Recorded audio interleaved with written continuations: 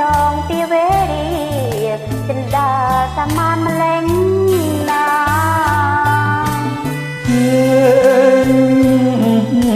ទៅឃើញទៅធ្វើប្រលឹងចិត្តនឹងអភ័ព្វមែនហើយតែ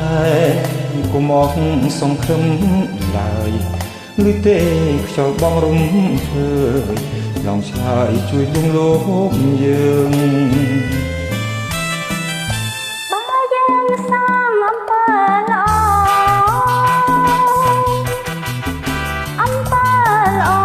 សងវិញមិនខានខំសាងកុសលគឺសាងសង្សារឡើងចិនសាមានក្នុងថ្ងៃមួយបើយើងនឹងមានសង្ខារ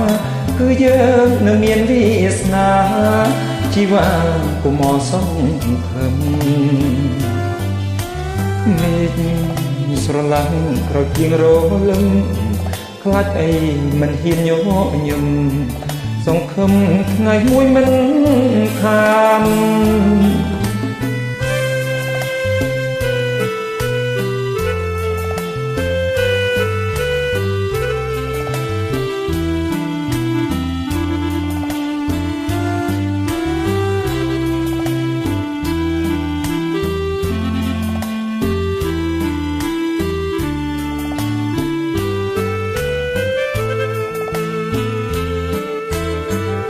បើយើងសាងអំពើល្អអំពើល្អសងវិញមិនខានខំសាងកុសលនិងសាងសុខសាន្តឈ្នះចិនសាមានក្នុងថ្ងៃមួយ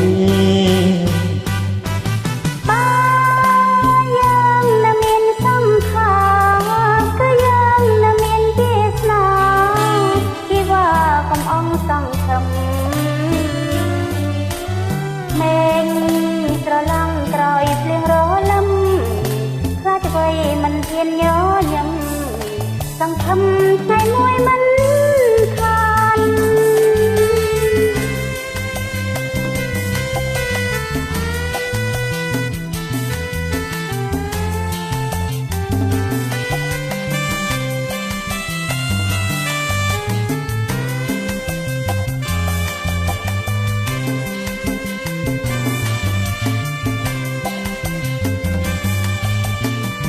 អរគុណបាទ